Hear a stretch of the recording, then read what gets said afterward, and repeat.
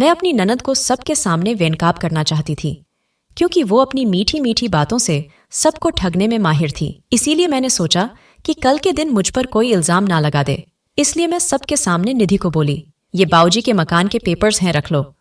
स्वाति ने सभी रिश्तेदारों के सामने अपनी नंद को ससुर के मकान पेपर्स दिए तो वो तुरंत उठकर आई और भाभी के हाथ से पेपर्स ऐसे झपट लिए मानो कब से इनका ही इंतजार कर रही थी। झूठे मुंह को भी नहीं बोला कि मुझे मकान के पेपर्स नहीं, आपका साथ चाहिए। स्वाति की नंद निधि बहुत ही लालची किस्म की औरत थी। उसकी हर समय यही नियत रहती थी कि वो ज्यादा से ज्यादा पैसा अपने भाई से ऐंठ ले। स्वाति के पति ने ही बचपन से अपने घर की सारी जिम्मेदारियां निभाई थीं। निधि को वैसे ही उसके पति बहुत कुछ देते रहते थे, फिर भी उसके मांगने की आदत नहीं जाती थी। कभी ससुराल वालों के बहाने से तो कभी किसी बहाने से उसकी फरमाइशें जारी रहती थीं। एक तो बहन छोटी थी और अब स्वाति के पति के पास भी भगवान की दया से पैसे को कोई कमी नहीं थी, सो वो बहन की हर छोटी मोटी डिमांड पूरी करते थे। नतीजा ये हुआ है कि निधि तो सर पे ही चढ़ गई। निधि के पति का अचानक देहांत हो गया। कहने को उसका भरा पूरा परिवार था, फिर भी हर काम के लिए वो भाई को ही कहती थी। अगर कोई उसकी बात नहीं मानता तो वो रो रो कर यही कहती, मैं विधवा हूं, मैं बेसहारा हूं, यानी भावनात्मक रूप से सबको टॉर्चर करती थी। वैसे तो स्वाति भी उसके दुख से दुखी थी और उसकी हर संभव मदद करने में पति का साथ देती थी, पर हर बात के लिए वो उसके पति पर निर्भर करने लगी तो उसे कहीं ना कहीं अखरने लगा। आखिर उसके बच्चे भी बड़े हो गए थे।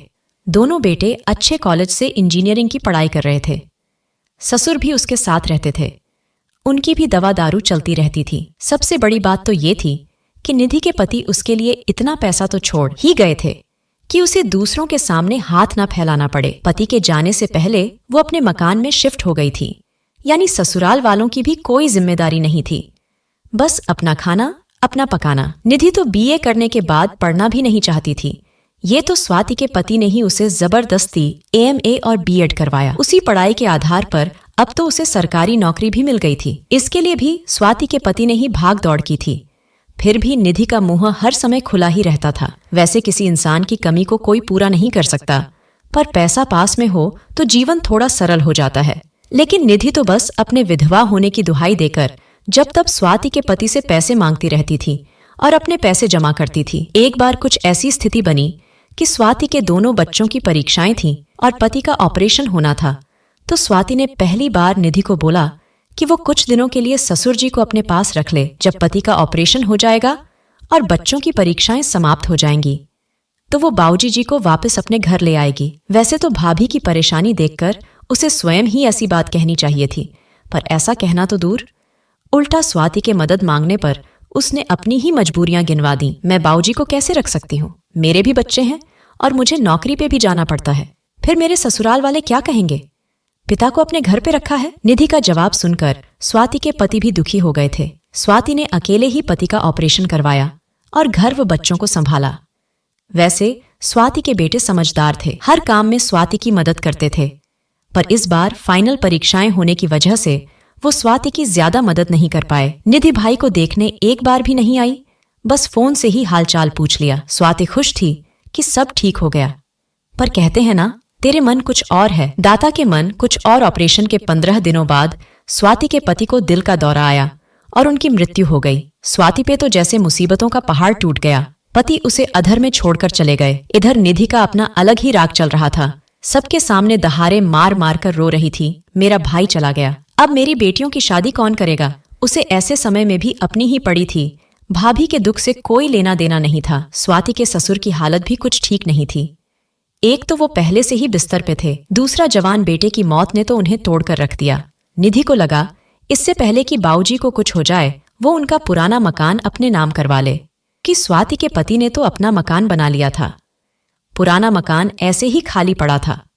स्वाति के पति ने सोचा था कि उसे बेचकर जो पैसा मिलेगा वो निधि के बच्चों की शादी में खर्च कर देंगे।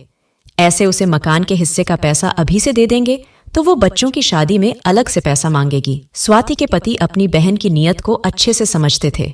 सब रिश्तेदार चले गए तो निधि अपने पिता के कमरे में गई और बोली, बाऊजी, आपने अपने उस पुराने मकान के बारे में क्या सोचा है? बेटा, उस पर तो तेरी भाभी और उसके बच्चों का हक है। तेरे भाई भाभी ने मेरी बहुत सेवा की है, वैसे भी तेरे भाई ने तुझे इतना कुछ दिया है, तेरी पढ़ाई, तेरी शादी, सबका खर्चा उस बेचारे ने ही तो किया था। अपने सारे काम भी उसने ही किए। मैंने तो उस बेचारे को बाप होकर भी कभी कुछ नहीं दिया। मेरे पास जायदाद के नाम पर बस एक वही पुराना मकान है।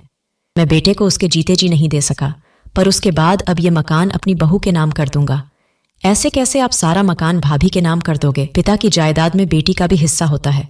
आपको मुझे मेरे हिस्सा देना होगा। निधि गुस्से से बोली। तभी स्वाति भी वहां आ गई।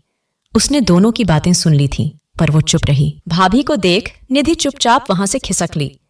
चौथे की रस्म के बाद निधि अपने घर चली गई। उसके जाने के बाद स्वाति एक दिन बैंक गई और लॉकर से पुराने मकान के पेपर्स ले आई। बाऊजी, आपसे एक बात कहनी थी, स्नेह से ससुर जी से बोली। हाँ बेटा, बोलो क्या कहना है? ये आपके पुराने मकान के पेपर्स हैं। आप मकान निधि के नाम कर दें। बहू पागल हो गई हो क्या? निधि का इस मकान पर कोई हक नहीं है, इस पर केवल तुम्हारा हक है। बाऊजी खांसते हुए बोली। मैं आपकी भावनाएं समझती हूं, पर निधि भी तो आपकी बेटी है। आपके आशीर्वाद से आपके बेटे ने मकान बना लिया था। आपके दोनों पोते भी अपने पिता की तरह लायक हैं। वो भी आपके आशीर्वाद से पढ़ लिख कर सब कुछ बना लेंगे। निधि की तो 2 बेटियां हैं, उनकी शादी में कितना खर्चा होगा? रहने के लिए एक मकान है ना, अपने पास एक और क्या करना है? स्वाति बहुत देर तक प्यार से ससुर जी को समझाती रही और अंततः उसने उन्हें राजी कर ही लिया। कुछ जरूरी फॉर्मेलिटीज पूरी करने के बाद उसने ससुर जी से मकान निधि के नाम ट्रांसफर करवा लिया। स्वाति ने मन में यह निश्चय कर लिया कि वो अपनी लालची नंद को मकान के पेपर्स रिश्तेदारों के सामने ही सौंपेगी, क्योंकि उसका क्या भरोसा, कल को सबसे ये कहती फिरे कि भाभी ने मेरी पिता की जायदाद में मुझे कोई हिस्सा नहीं दिया, सब कुछ अपने नाम करवा लिया। आज पति की 13वीं के दिन सभी रिश्तेदारों के सामने निधि को मकान के पेपर सौंपकर स्वाति अपने को बहुत हल्का महसूस कर रही थी। बस रह रहकर उसके मन में यही सवाल उठ रहा था कि बेटियां माता पिता की जायदाद पर अपना हक जताती हैं, तो फिर उनकी सेवा करने से क्यों इनकार करती है? दोस्तों, माँ बाप अपने बेटा और बेटी को निस्वार्थ भाव से पालन पोषण करते हैं। बाद में वही बेटा बेटी बदल जाता है और बुढ़ापे का सहारा बनने की वजह अपने बीवी बच्चों में व्यस्त हो जाते हैं, उनकी संपत्ति भी ले लेते हैं और अपने ही माँ बाप को बेसहारा छोड़ देते हैं। पाठकों, आज की कहानी यहीं समाप्त होती है। कहानी अच्छा लगे तो वीडियो को लाइक और चैनल को सब्सक्राइब करना ना भूलें। धन्यवाद।